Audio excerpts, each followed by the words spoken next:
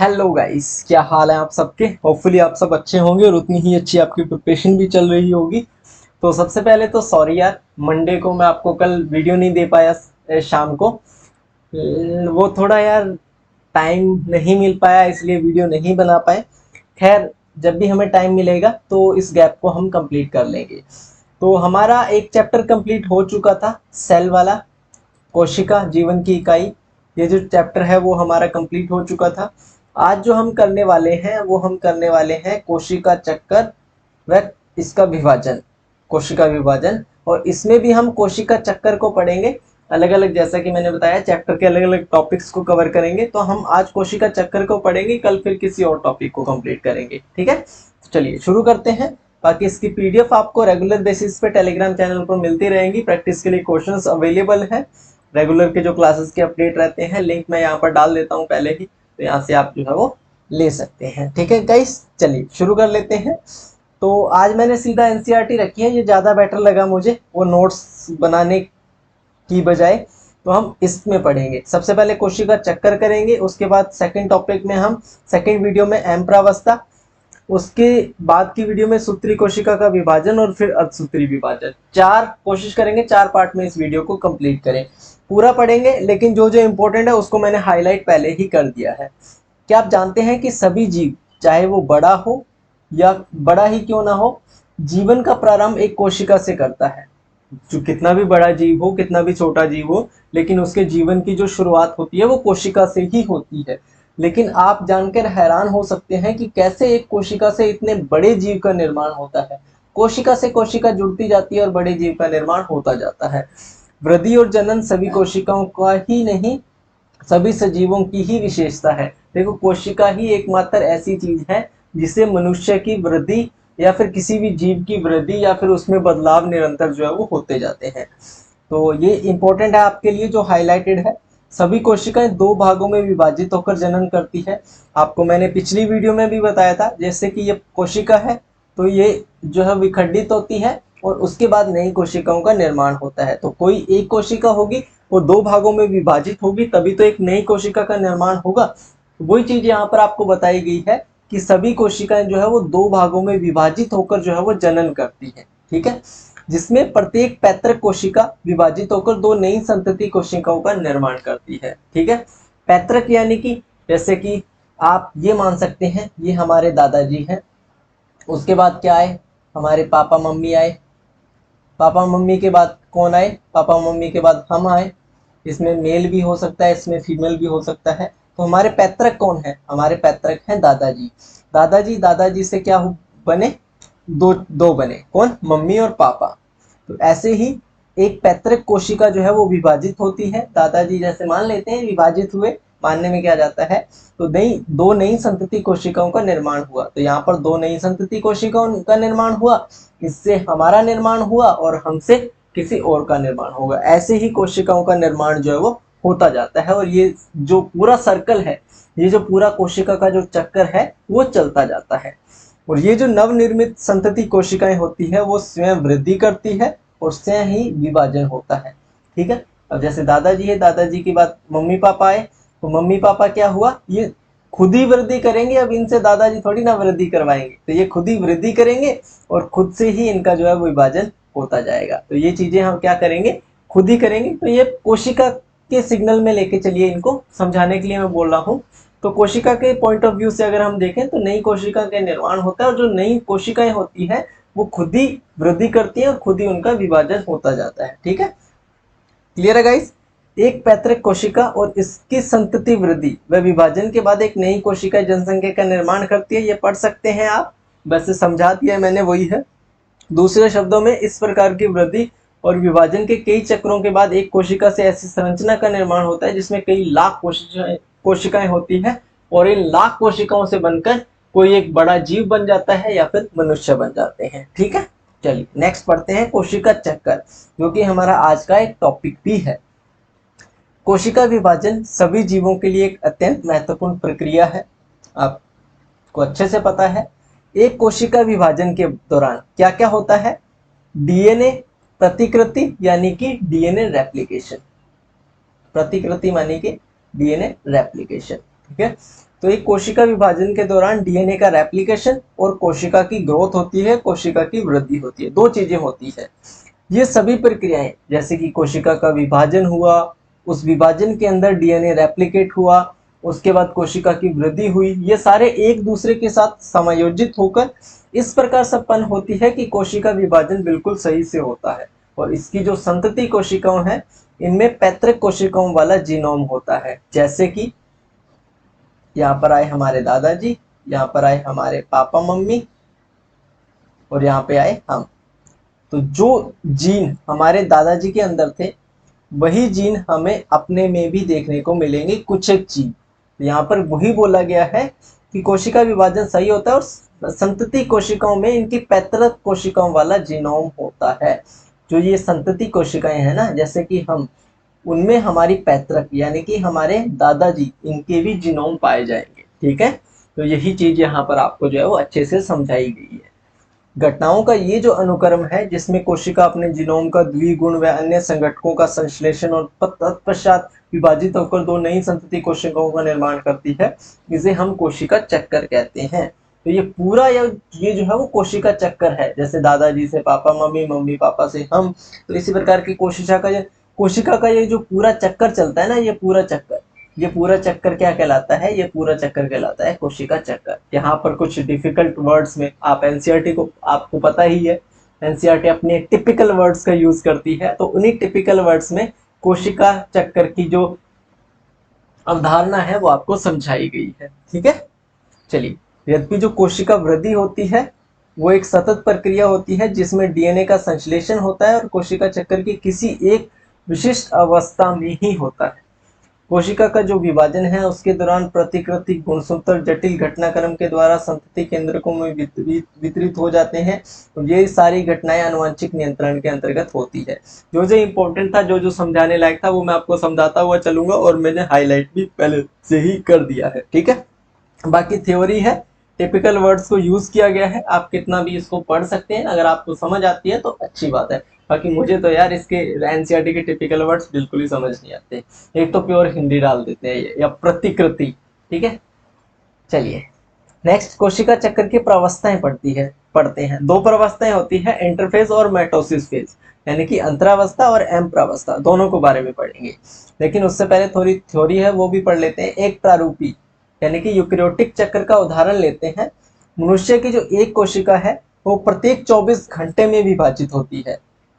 प्रत्येक 24 घंटे में मनुष्य की एक कोशिका जो है वो विभाजित होती है। लेकिन ये जरूरी नहीं है कि मनुष्य में एक कोशिका 24 घंटे में विभाजित हुई है तो जितने भी जीव होंगे या फिर जितने भी पादप होंगे उनमें भी यही होगा, नहीं। जैसे कि अगर उदाहरण ले, जीव के एक उदाहरण ले यीस्ट की, तो यीस्ट की जो कोशिका चक्र है उसको पूरा होने में लगभग 90 मिनट लगते हैं। यहाँ पर क्या लगा? 24 घंटे, लेकिन यहाँ पर क्या लगे? 90 मिनट, यानी कि 1.5 घंटा। ठीक है, तो ये टाइमिंग जो है वो सभी में अलग अलग रहती है। ठीक है, टाइमिंग वगैरह मुझे तो नहीं लगता पूछेंगे, बाकी फिर भी लेके चल सकते हैं। मनुष्य का पूछ सकते हैं तो 24 घंटा में, प्रत्येक 24 घंटे में एक कोशिका जो है विभाजित होती है ह्यूमन में। दो प्रावस्थाएं होती है, अंतरावस्था और एम प्रावस्था, दोनों के बारे में पढ़ लेते हैं। सबसे पहले एम प्रावस्था के बारे में पढ़ते हैं, सूत्री विभाजन के बारे में पढ़ते हैं। सूत्री विभाजन को ही एम अवस्था कहते हैं। ठीक है, एम फेज कहते हैं।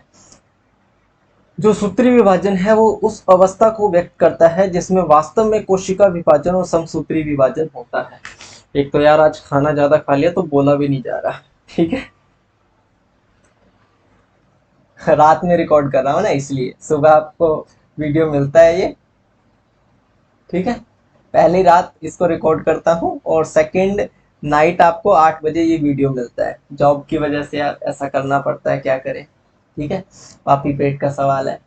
चलिए देखो, किसके बारे में पढ़ रहे थे? सूत्री विभाजन के बारे में पढ़ रहे थे, एम फेज के बारे में पढ़ रहे थे। तो एम फेज में रियल में होता क्या है? एम फेज में कोशिका का विभाजन होता है और समसूत्री विभाजन होता है। ठीक है, और अंतरावस्था, सूत्री विभाजन यानी कि एम फेज, इसमें क्या होता है? कोशिका विभाजन होता है और समसूत्री विभाजन होता है। वो इसी में ही होता है, कोशिका विभाजन ले लीजिए या फिर समसूत्री विभाजन ले लीजिए, वो इसी में ही होता है, एम अवस्था में ही होता है इसकी। जैसे कि जो कोशिका विभाजन होता है उसका जो मेन काम होता है ना, वो एम अवस्था यानी कि सूत्री विभाजन में ही कंप्लीट हो जाता है। अंतरावस्था अगर की बात करें, अंतरावस्था की बात करें जैसे कि ये एक एम फेज हो गया और ये एक एम फेज हो गया, पहले ये एम फेज कंप्लीट हुआ फिर ये एम फेज कंप्लीट हुआ, इसके बीच की जो टाइमिंग रहेगी ना, यानी कि एम फेज 1 और एम फेज 2, इसके बीच की जो टाइमिंग रहेगी वो टाइमिंग कौन बताता है? वो टाइमिंग बताता है अंतरावस्था। पढ़ लीजिए, अंतरावस्था दो क्रमिक एम प्रवस्थाओं के बीच की प्रवस्था को व्यक्त करता है। इसके बीच की जो प्रवस्था रहेगी ना, उसको क्या कौन व्यक्त करेगा? इसको व्यक्त करेगा अंतरावस्था। ठीक है, यानी कि इंटरफेस, इंटर से आप याद रखते हैं इंटरफेस। ठीक है, अब ध्यान देने योग्य महत्व की बात, थोड़ी इंपॉर्टेंट बात है, ध्यान से पढ़िएगा। यह ध्यान देने योग्य महत्व की बात है कि मनुष्य की जो कोशिका की औसतन अवधि है वो 24 घंटे की रहती है, जैसा कि मैं आपको बता चुका हूँ। और कोशिका चक्कर में कोशिका विभाजन सिर्फ लगभग 1 घंटे में पूर्ण होता है।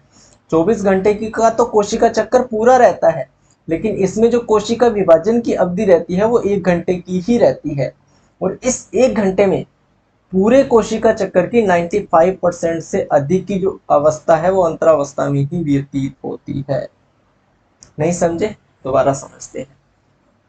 जैसे कि ये एक ह्यूमन है, इसका जो कोशिका चक्र है वो 24 घंटे में पूरा होगा, लेकिन जो कोशिका विभाजन है वो 1 घंटे में ही पूरा होगा। और इस कोशिका विभाजन की जो 95% से ज्यादा की प्रोसेस है ना, इस 1 घंटे में 95% से की ज्यादा प्रोसेस है वो अंतरावस्था में ही होती है, अंतरावस्था में ही व्यतीत होती है। बाकी का जो 4 या 5% बचता है वो एम फेज में जाता है। क्लियर है? एम फेज का जो आरंभ है, यानी कि इसकी जो स्टार्टिंग है वो केंद्रक के विभाजन से होता है, जिसे हम कैरियोकाइनेसिस बोलते हैं। और इसका जो एंड होता है वो कोशिका द्रव्य के विभाजन से होता है, जिसे हम साइटोकाइनेसिस बोलते हैं। ठीक है, अंतरावस्था को विश्राम प्रावस्था भी बोला जाता है। ठीक है, विश्राम प्रावस्था समझ सकते हैं, 95% टाइम तो यही व्यतीत होता है, तो यहाँ पर विश्राम ही करती है कोशिका, तो इसे हम विश्राम प्रावस्था भी बोलते हैं। यह वह प्रावस्था है जिसमें कोशिका विभाजन के लिए तैयार होती है। कोशिका क्या होती है? विभाजन के लिए तैयार होती है, दुल्हन शादी के लिए यहाँ पर तैयार होती है। और इस दौरान क्रमबद्ध तरीके से जो कोशिका वृद्धि है और डीएनए का जो रेप्लिकेशन है वो दोनों होते हैं, देखिए क्रमबद्ध तरीके से। ठीक है, चलिए नेक्स्ट, जो अंतरावस्था होती है, अंतरावस्था को 3 प्रावस्थाओं में व्यतीत किया जाता है, मतलब विभाजित किया जाता है।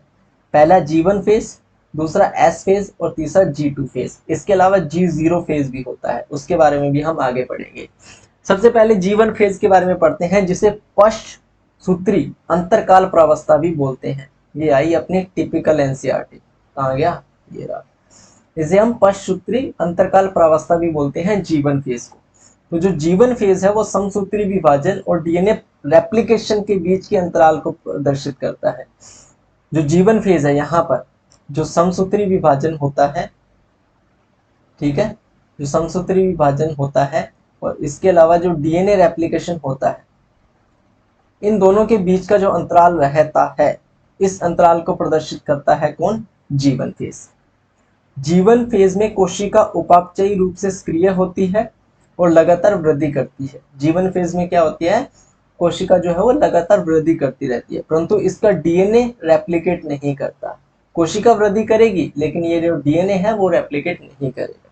अब बारी आती है एस फेज या फिर संश्लेषण प्रावस्था की। इसके दौरान डीएनए का निर्माण होता है। इसके दौरान क्या होता है? डीएनए का निर्माण होता है और इसका रेप्लिकेट, और डीएनए जो है वो रेप्लिकेट होता है। इस दौरान डीएनए की मात्रा दोगुनी हो जाती है, यानी कि अगर स्टार्टिंग में डीएनए की मात्रा 2C थी तो ये जो एस फेज में जाने के बाद कितनी हो जाएगी? तो ये 4C हो जाएगी। ठीक है, लेकिन लेकिन लेकिन लेकिन गुणसूत्र की संख्या में कोई भी वृद्धि नहीं होगी। जो गुणसूत्र है ना, इनकी संख्या में कोई भी वृद्धि नहीं होगी। एक एग्जाम्पल के तौर पर अच्छे से आपको समझाया भी गया है आगे, कि जैसे कि जीवन प्रावस्था है, उसमें कोशिका द्विगुणित है, यानी कि या 2n गुणसूत्र है। तो एस फेज के बाद भी इसकी संख्या जीवन अवस्था में थी 2n, तो अब भी ये जो अवस्था है वो 2n ही रहेगी। अब प्राणी कोशिकाओं की बात करते हैं थोड़ी सी। प्राणी कोशिकाओं में एस प्रावस्था के दौरान जो केंद्रक डीएनए है वो डीएनए का जैसे ही प्रतिकृतित होता है, वैसे ही तारक काय का जो कोशिका द्रव्य में प्रतिकृतिकरण यानी कि रेप्लिकेशनल जो है वो होने लगता है। ये थोड़ा टिपिकल है, उसको छोड़ भी सकते हैं। कोशिका वृद्धि के साथ ही सूत्री विभाजन हेतु G2 प्रवस्था के दौरान प्रोटीन का निर्माण होता है। ये आप देख लीजिएगा, ये इंपॉर्टेंट है आपके लिए कि कोशिका वृद्धि जैसे ही होती है उसके साथ ही जो सूत्री विभाजन होता है उसके लिए G2 जो फेज होता है उसके दौरान प्रोटीन का निर्माण भी होता है। ठीक है, प्रौढ़ प्राणियों में, एक मिनट रुकिएगा, हाँ जी, तो यहाँ पर देखिएगा जो प्रौढ़ प्राणी होते हैं, ठीक है, प्रौढ़ जो प्राणी होते हैं उसमें कुछ कोशिकाएं जो है वो विभाजित नहीं होती है। ध्यान से देखिएगा, कुछ कोशिकाएं विभाजित नहीं होती है जैसे कि हृदय कोशिका, और अनेक दूसरी कोशिकाएं यदा कदा विभाजित होती रहती हैं, लेकिन कुछ कोशिकाएं होती हैं जो विभाजित नहीं होती। ऐसा तभी होता है जब क्षतिग्रस्त या मृत कोशिकाओं को बदलने की आवश्यकता होती है। ठीक है, और ये कोशिकाएं जो आगे विभाजित नहीं हो सकती, जीवन फेज से निकलकर निष्क्रिय अवस्था में पहुंचती है, जिसे हम कोशिका शक्कर की शांत अवस्था, मैंने शुरू में बताया था G0 यानी कि शांत अवस्था कहते हैं। ठीक है, इस अवस्था की कोशिकाएं उपापचयी रूप से सक्रिय नहीं होती, लेकिन ये सक्रिय होती है लेकिन ये विभाजित नहीं होती है। ठीक है, जैसे कि अपना हृदय है, वो सक्रिय है लेकिन ये विभाजित नहीं होगा, कभी भी एक का एक ही रहेगा। ठीक है, प्राणियों में सूत्री विभाजन केवल द्विगुणित कायिक कोशिकाओं में ही होता है। प्राणियों में जो सूत्री विभाजन होता है केवल द्विगुणित जो कायिक कोशिकाएं हैं सिर्फ उनमें ही होता है, बाकियों में नहीं होता। ठीक है, हालांकि इसमें कुछ अपवाद है जहां अगुणित कोशिकाएं समसूत्री विभाजन द्वारा विभाजित होती है। उदाहरण के लिए आप नर मधुमक्खी ले सकते हैं। इसके विपरीत पादपों में जो सूत्री विभाजन है अगुणित और द्विगुणित दोनों कोशिकाओं में दिखाई पड़ता है। प्राणियों में क्या होता है, सिर्फ द्विगुणित में होते हैं सूत्री विभाजन, लेकिन जो पादप है उनमें सूत्री विभाजन अगुणित में भी होता है और द्विगुणित में भी होता है। क्लियर है? तो ये था आज का हमारा चैप्टर। होपफुली आपको कोशिका चक्कर पूरा अच्छे से समझ आया होगा। इसके रिगार्डिंग कोई भी डाउट बचते हैं तो आप कमेंट कर सकते हैं। अगले वीडियो में हम उन डाउट्स को क्लियर करेंगे और अगला टॉपिक कंप्लीट करेंगे। बाकी ऐसी ही वीडियोस आगे भी आपको मिलती रहेगी। पीडीएफ का आपको टेलीग्राम चैनल पर मिल जाएगा, तो उसको भी ज्वाइन कर लीजिएगा। और चैनल को अभी तक सब्सक्राइब नहीं किया है तो सब्सक्राइब करके बेल आइकन को जरूर प्रेस कर लीजिएगा। मिलते हैं नेक्स्ट वीडियो में, तब तक के लिए good luck and have a nice day.